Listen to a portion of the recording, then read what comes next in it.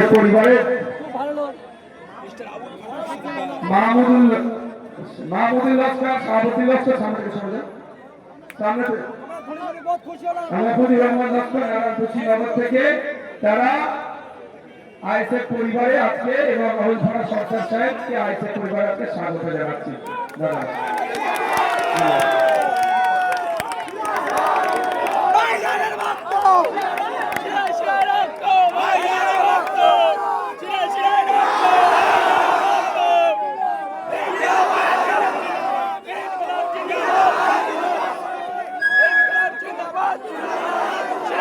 তৃণমূল ছেড়ে কিসের জন্য আইএসএফ এ যোগদান করা?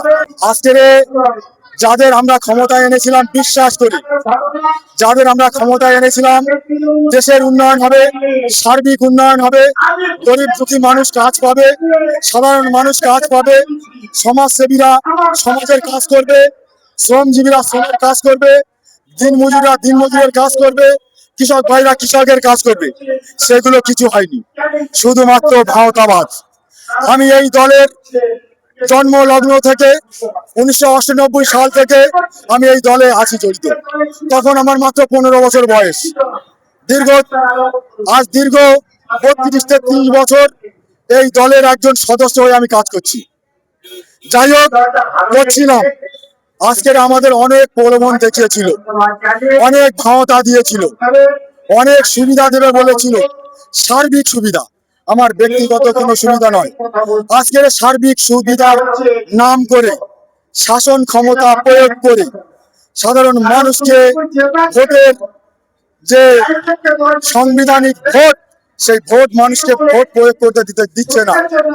যারা ভোট দিতে যাচ্ছে তারা বিরুদ্ধে যদি কিছু ভোট পড়ে তাদের বিরোধী তকমা দিয়ে তাদের ঘর বাড়ি ভাঙা হচ্ছে, তাদের ঘর জমি জায়গা লুট করা হচ্ছে, তাদের পুকুর পুষ্করিণীর মাছ ধরে লুট করা হচ্ছে, তাদের ঘরের মেয়ে ছেলে পুতের দিয়ে টানাটানি হচ্ছে।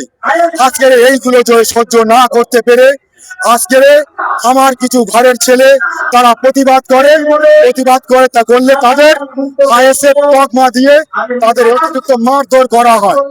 গত কয়েকদিন আগে, আজ থেকে 9 দিন আগে আমাদের একটা ছেলে, তাকে মারধর করা হয়। আমরা প্রতিবাদ করতে গেলে আমাদের আইএসএফ তকমা দিয়ে দেয়। আমরা আইএসএফ করি না, তাহলে আইএসএফ করি না, আমাদের আইএসএফ তকমা দেওয়া হচ্ছে। যার কারণে আইএসএফ না করে যদি আইএসএফ বেশি আমাদের নিতে হয়, দোষ নিতে হয়, সেই কারণে আজকের পুরোপুরি পরিষ্কার ভাবে আমরা আইএসএফ দলটা সমর্থন করে আজ গ্রহণ করে নিলাম। আমি সহ আমার ভাই ব্রাদার সহ আজ 500-র অধিক মানুষ আজকের এই দলে যোগদান করলাম।